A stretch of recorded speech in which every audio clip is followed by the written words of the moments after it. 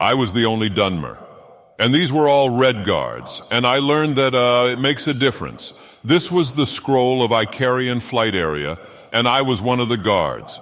And they weren't allowed to, it was a 3-meter scroll. If you fell off sideways, you landed on the darn iron ore deposit over there.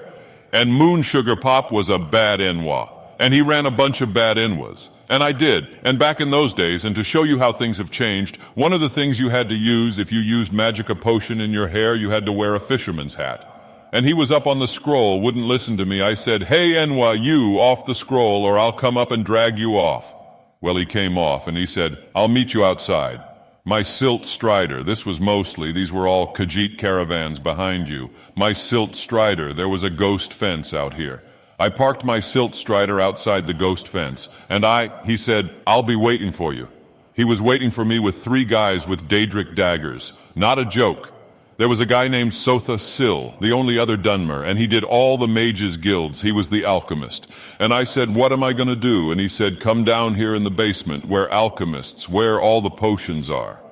You know the Dwemer artifact? There used to be a Dwemer artifact, went across the teleportation bridge. And he cut off a 2-meter piece of Dwemer metal. He folded it up. He said, "You walk out with that Dwemer metal, and you walk to the Silt Strider, and you say, 'You may cut me, man, but I'm going to wrap this Dwemer metal around your head.'" I said, "You're kidding me." He said, "No, if you don't come back." And he was right. So I walked out with the Dwemer metal, and I walked up to my Silt Strider, and they had, in those days, they used to, remember the Daedric daggers? You'd bang 'em on the soul gems, get 'em enchanted, put 'em in a skooma bottle, get 'em poisoned. And I looked at 'em.